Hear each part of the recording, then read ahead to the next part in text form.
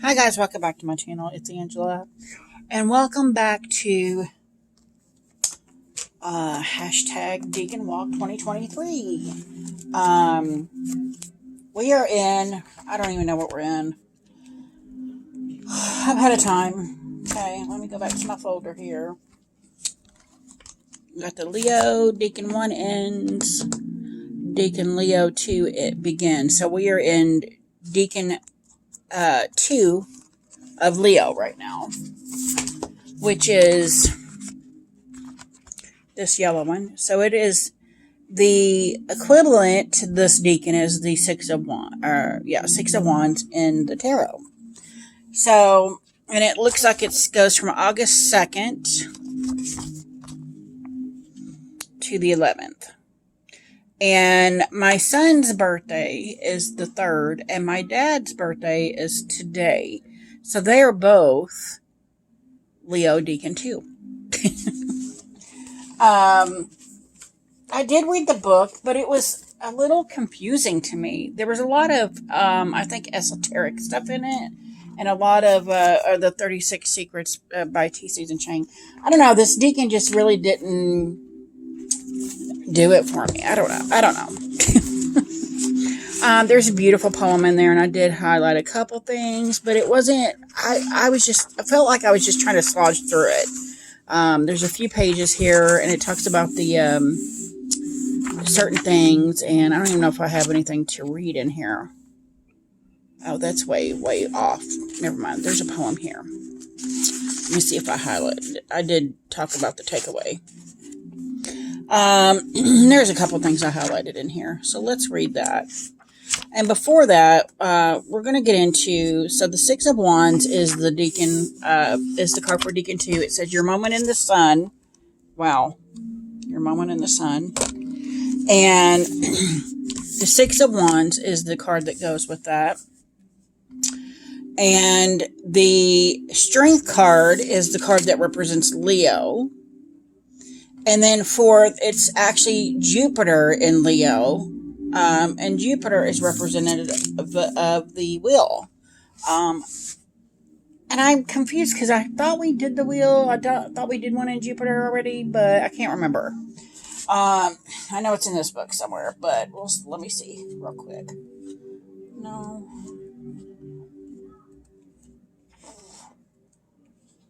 No. No. No. No. No. Yes. So we did Gemini 1. And it had the wheel in it. So we have dealt with Jupiter before. That was dealing with Jupiter and the lovers. And now we've got Jupiter and the Strength card. It almost feels like, because I really didn't pay attention to these two cards. I focused more on the wheel than anything. And it almost feels like this person's here celebrating whatever happened in the Five of Swords. They overcame, and now they're the victor. To the victor goes the spoils, which I've heard that. I actually wrote that down, I think. I actually wrote down some stuff I was thinking about this Decan. Yeah, to the victor goes the spoils. Is what I keep hearing when I flip this card over. But almost like the wheel is like, not so fast. We're just ever turning, ever rotating. And you may be on top right now, but you won't soon be. And you're going to need the strength to overcome being on the bottom of the wheel. Which is very interesting. Very interesting. So let me read what I highlighted here.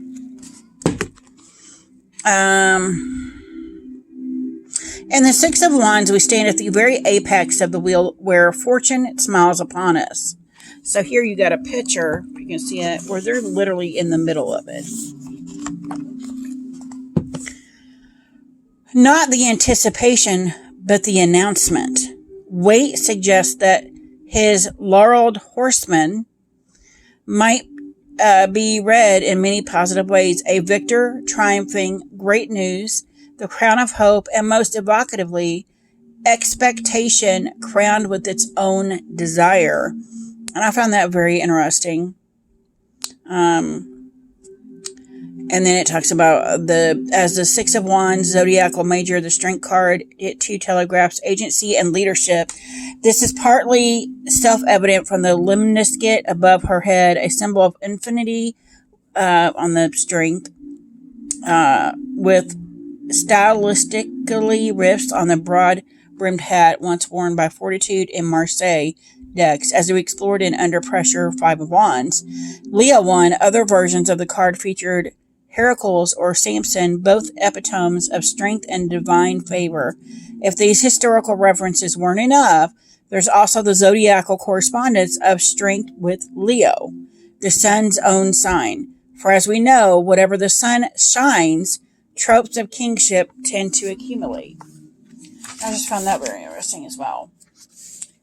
And it also brings this to mind. The Wheel of Fortune is fundamentally amoral. It may bring powerful luck to those it favors, but it does not favor, reward, or punish based on any system we can discern.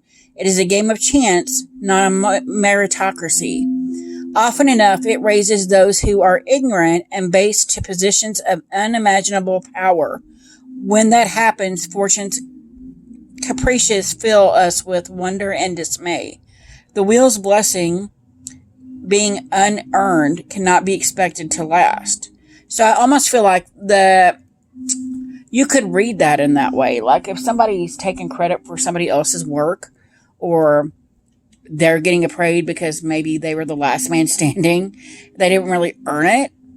That's kind of what I feel from that. So while the laurels of victory grace of the Six of Wands and the Seven of Wands, we shall encounter an embattled warrior facing a hostile crowd. And then I like this bottom part here. It says, perhaps this is why at the end of Orphic hymns to Zeus we ask, and it tells you down here in Hebrew, but then it says in English, hear me, O changeful one, and grant us faithless health, divine peace, and glorious prosperity without blame. In other words, you who control all possible fortunes, good and evil, kindly send along the good ones. And because Jupiter is legendarily generous, perhaps he hears and grants our prayers. Those of us who work with the wheel, and I count myself among them, look to align ourselves with its current in order to prosper. We know that the essence of life is change, so we learn to perpetually adapt. And I have a hard time adapting, but I have learned that the wheel to me is ever spinning, ever moving around. And again, if you align yourself along that current of it forever turning, it could be very prosperous for you. And then it says in the takeaways, when you draw the Six of Wands, enjoy your moment in the sun. You may find yourself being publicly recognized or celebrated. You may have a sense of achievement. You might also feel the accolades and are unearned. There's a grain of truth to that, but do not diminish others' pride in you by rejoicing their praise or rejecting their praise. None of us can know for sure whether we deserve our good fortune, and few of us deserve the suffering fortune sends our way. So accept your position in the limelight with grace, knowing that 1, it will not last forever, and 2, it will surely come again someday. And I thought that was beautiful how even when we do something great, sometimes we're like, I don't deserve it though. And I feel that way about my writing and even about my mediumship practice. I'm like, do I deserve it though? Like, do I? And that stems from a lot of other crap I grew up with. So that part of the Six of Wands kind of hit me where even if you're being told, like my husband tells me I'm beautiful all the time, and I'm like, shut up, whatever. And it's very hard to just learn to accept that. Accept what they're saying. Be like, okay, I'm glad you feel that way, and just take it for what it is. So I found that quite interesting, that was like the end of the chapter, and I'm like, oh, now I get it. And then I wanted to read you the quick poem that comes with it. Sunflowers Over the Corn by Kenneth W. Porter.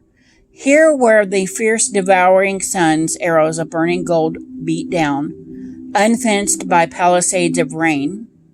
Through all the summer, skeletons of corn, dusty gray and brittle brown, lie on the ruinous battle plain, which hordes like those of Timur hold, equipped with massive flame-rayed shields, beaten from freshly plundered gold. Vast armies of the sun's own flowers, flooding the wide horizoned fields about the empty silo towers. And then there's a picture. Very interesting. So that's the what I got from that. Now, what I jotted down was about the Six of Wands. To the victor goes the spoils. And I put it as sometimes hard for us mere humans to swallow that the wheel is out of our control. I did just say that we can, there are times when we can align ourselves to it and go along with the current of it rotating, but that is just us acclimating to the wheel. It's not us changing the wheel. So I just found that quite interesting. And then I put it reminds me of those old metal merry-go-rounds. If you let go, you get hurt.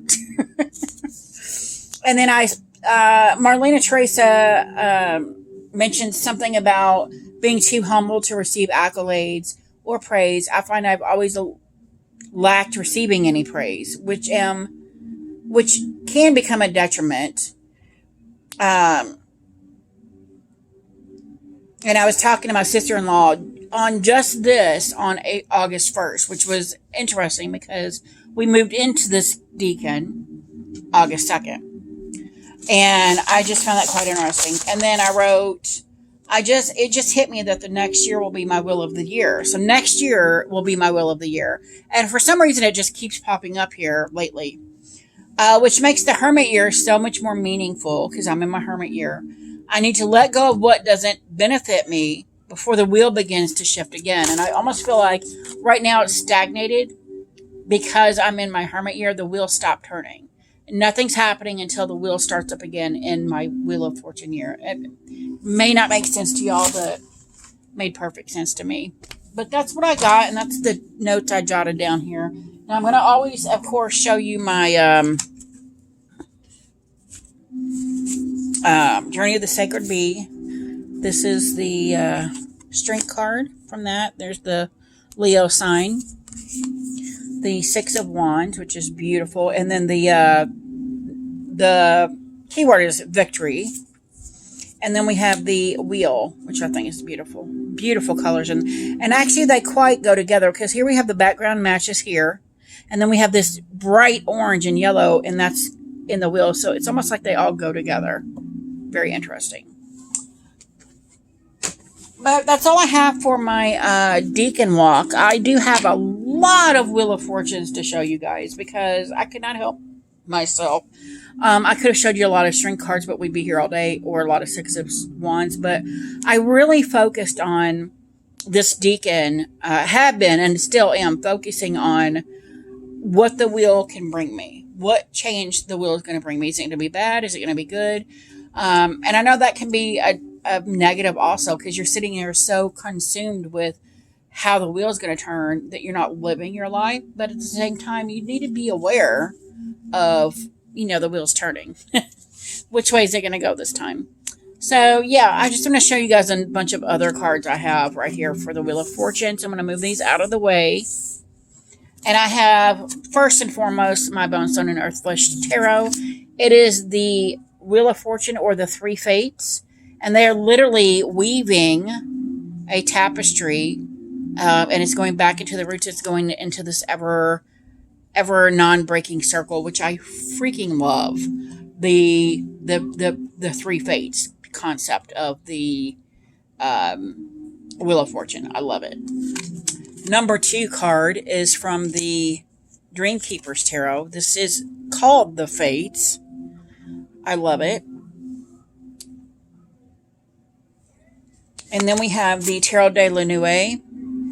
Again, we have the string and the yarn. It's like they're weaving that tapestry again. And I love, it's like her, but 3 different images of her.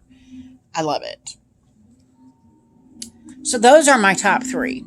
And then we have my Light Seers, which this is the first Wheel of Fortune card I saw. To me, there's also a sense of balance here with the white and then the black streak she's got, and then she's literally balanced on the wheel. So I found that very interesting as well. And then I find it interesting also, it reminds you of a gambling chip. And I have another card in the stack that is of a casino, and I'm like, that is totally the Wheel of Fortune. So I just found that interesting. Then we have the Pastoral Tarot, which I just think is stunning, and it's like one of those puzzles I loved to do back in the day. Love it. It's by Lisa Hunt. The Antique Anatomy. This used to be my favorite wheel, and then I got all those others. But yeah, I love this Wheel of Fortune. And it's got all the blades, the wands, the cups, pentacles, and the pentacles and the cups. We have Tarot of Mystical Moments. And I got this deck at a time where I was like, what is happening? Because I kept getting this message of connect head and heart. And if you look here, the heart is the first gear. And if the heart stops working, it all stops, right? So I just thought that was beautiful. A beautiful interpretation of connecting head and heart. Oak-Ash Thorn. I love that it's a spider web. Wheel of the Year Tarot. I love that it shows the 4 seasons. And it's just an old wagon wheel. I love it. Then we have from the... what's the name of it? I just totally forgot the name of this. This is the one I was talking about. The New Era Elements Tarot. This is a beautiful... and it's got the DNA strand here too. It's beautiful for the Wheel of Fortune. Then we got the Tarot of the She. Just stunning. And then we have the Apocalypsis Tarot. I love that it's got the 4 seasons again in the wheel. Pagan Otherworlds. Love it. Zombie Tarot. I love it. Love it. Love it. The Stretch Tarot. Again, she's weaving that web, that tapestry. And then we've got the Tarot Nightmare Before Christmas. Again, with the wheel. And the skeletons chained up, which I thought was cool. But that's my favorites. Wheel of Fortunes. They're gorgeous. I love them. And that's all I got for this Decan. I will do the spread that Marlena Teresa did on her channel in the next video. If you guys have any questions, comments, concerns, don't hesitate to comment below. If you like this video, give me a thumbs up. If you want to see more, please subscribe. And don't forget to hit that notification button so you're alerted to any future videos. And y'all have a good night.